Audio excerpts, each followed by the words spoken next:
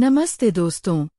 आज मैं आपको एक ऐसे प्यारे और पवित्र त्योहार के बारे में बताने आई हूँ जिसे हम सब बड़े प्रेम और उत्साह से मनाते हैं, कृष्ण जन्माष्टमी। ये सिर्फ एक धार्मिक दिन नहीं है, बल्कि हमारे दिलों में भक्ति, प्रेम और खुशी भर देने वाला दिन है। क्या आपको पता है कृष्ण जन्माष्टमी क्यों मनाई जाती है? दोस्तों, ये त्योहार भगवान श्री कृष्ण के जन्म की खुशी में मनाया जाता है। भगवान कृष्ण भगवान विष्णु के 8वें अवतार माने जाते हैं।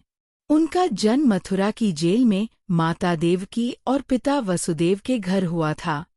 जन्म होते ही चमत्कार हुआ।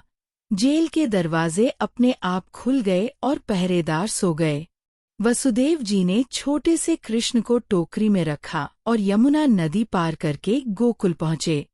वहां उन्होंने कृष्ण को माता यशोदा के हवाले कर दिया ताकि कंस के अत्याचार से उन्हें बचाया जा सके। यह कब मनाया जाता है? 2025 में तारीख और समय।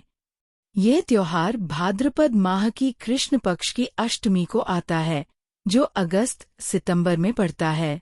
2025 में ये 15 और 16 अगस्त दोनों दिन मनाया जाएगा, क्योंकि अष्टमी तिथि 15 अगस्त की रात को शुरू होकर 16 अगस्त की रात तक रहेगी।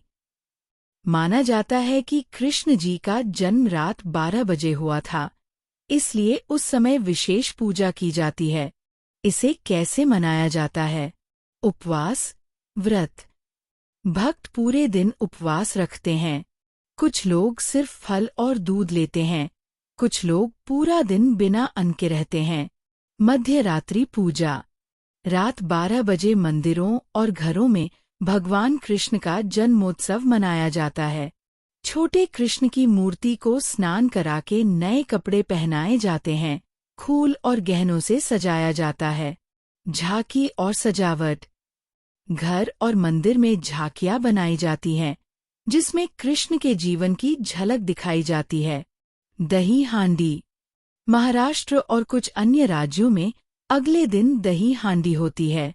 इसमें युवक पिरामिड बनाकर ऊंचाई पर लटकी दही की मटकी फोड़ते हैं, जो कृष्ण की माखन चोरी की याद दिलाती है। रासलीला और भजन। कहीं कहीं कृष्ण की रासलीला दिखाई जाती है और भजन कीर्तन होते हैं।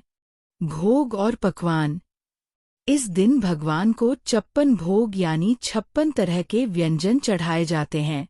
इसमें मक्खन मिश्री, पंजीरी, साबूदाना खिचड़ी, खीर, मखाने की मिठाई, लड्डू और दूध से बने कई पकवान होते हैं।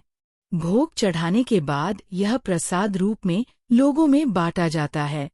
भारत में मथुरा और वृंदावन में जन्माष्टमी बहुत धूमधाम से मनाई जाती है। मंदिर सजाए जाते हैं, रोशनी और फूलों से शहर का नज़ारा बदल जाता है। विदेश में भी, जैसे अमेरिका, इंग्लैंड, नेपाल और दक्षिण अफ्रीका, इस्कॉन के मंदिरों में ये पर्व बड़े उत्साह से मनाया जाता है। कृष्ण जन्माष्टमी हमें भक्ति, प्रेम और धर्म के रास्ते पर चलने की प्रेरणा देती है।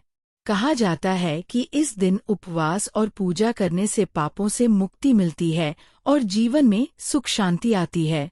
तो दोस्तों, यही है कृष्ण जन्माष्टमी की असली खुशी। भक्ति, प्रेम और मिलजुल कर भगवान के जन्म का उत्सव मनाना। आइए, इस बार जन्माष्टमी पर हम सब मन से भगवान को याद करें और अपने जीवन में अच्छाई फैलाएं। धन्यवाद।